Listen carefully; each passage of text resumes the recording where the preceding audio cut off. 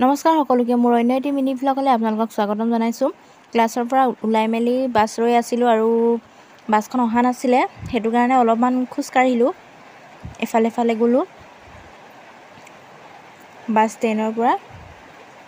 আৰু এইটো হৈছে চিনেমা হলটো, অকণমানকৈ দেখুৱাব পাৰিলোঁ কাৰণ মানুহ অলপমান আছিলে, সেইটো কাৰণে লাজতে নেদেখুৱালোঁ। এইফালে চিনেমা হলত বিদুৰ ভাই চলি আছে, আপোনালোকে সকলোকে হয়তো জানে। আমি বাহিৰৰ পৰাই চালোঁ আৰু ভিতৰত যাব নোৱাৰিলোঁ, ধেমালি কৰিছোঁ, চিনেমা চাওঁ বুলি যোৱা নাছিলে এনেই আৰু এইফালে বছৰটো মানে গৰমৰ দিনৰ প্ৰথমটো মানে আইচক্ৰীম খাইছোঁ দেই, মানে বেমাৰ হ'ব বুলি ভয়তে আইচক্ৰীমৰ নামেই লোৱা নাছিলোঁ, কিন্তু আজি ইমানেই গৰম উপায় নাই আৰু খাই দিলোঁ। বেমাৰ আজাৰ একো নহ'লে হয়, বেমাৰৰ ভয়তে খোৱা নাছিলোঁ।